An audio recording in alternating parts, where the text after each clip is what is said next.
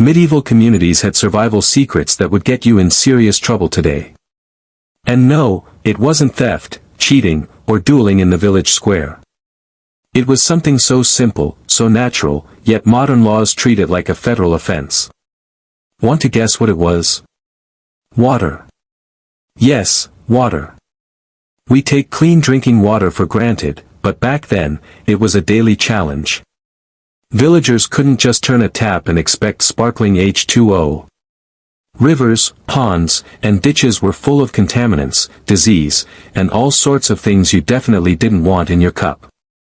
But here's the fascinating part: medieval people figured out a solution that didn't need electricity, chemicals, or a PhD in engineering. It all comes down to plants. Specifically, reeds. Those tall, swaying stalks lining ponds that you probably associate with lazy afternoons or duck hunting. But in medieval villages, reeds were serious business. Communities planted them deliberately in specific patterns to filter water. Think of it as nature doing the heavy lifting, a biological water treatment plant. The magic happens in the roots. As water flows through, the root system acts like a natural sponge.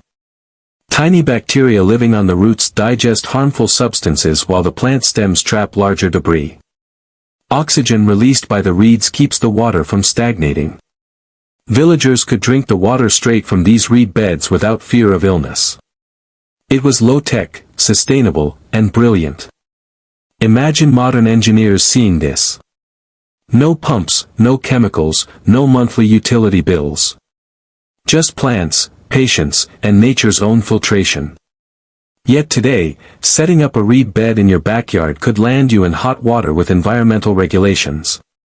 The system has been around for centuries, but governments now classify it as non-compliant. Progress, right? And while we're talking about medieval ingenuity, fire was another area where ancestors outsmarted us all. Forget lighters and disposable matches. Medieval households kept char cloth, strips of cotton or linen, baked in a tiny can until carbonized. One spark from flint, and you had instant flame. Dry it out, and it was ready to go again.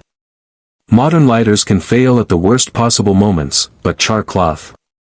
Reliable every single time. Making char cloth required almost no materials and no fancy equipment. Every household had it on hand.